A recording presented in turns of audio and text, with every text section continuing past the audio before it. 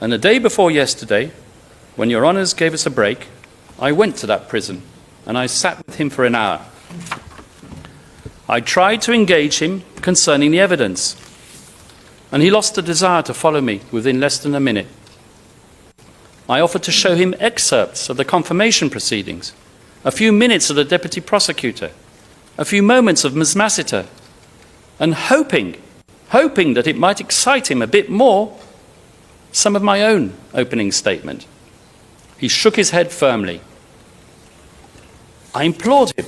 I said, "Sir, look at what we are doing for you. We're doing our utmost to get you out of here." But once again, he politely declined.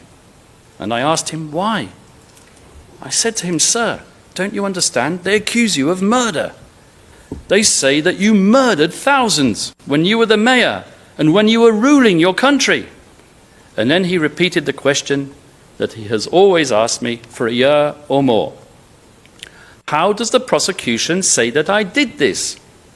"Well," I replied, "I thought until Monday that it was because of those speeches of yours. But then your prosecutor told the honourable judges the other day, throw them all out. They're not necessary for the confirmation. He claims that he still has enough evidence to convict you without all the bluster." And the former president repeated the question, "But how? I've never murdered anyone, and they talk about thousands." And then I tried to explain to him arcane concepts such as indirect co-perpetration, and then his eyes simply glazed over. And who can blame him?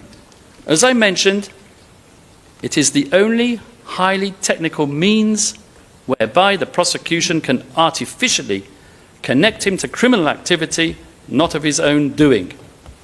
I then tell him that the people who are incriminating him are self-confessed murderers cooperating with the prosecution, whose names we can't mention in public.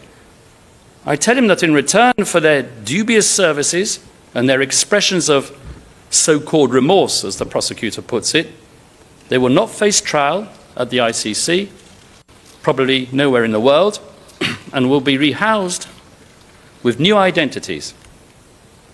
Mr. Duterte, the ex-prosecutor, like me, can't understand the fairness of that, relying on not one, but a number of vicious criminals to convict him, when he remembers that he is supposed to be presumed innocent.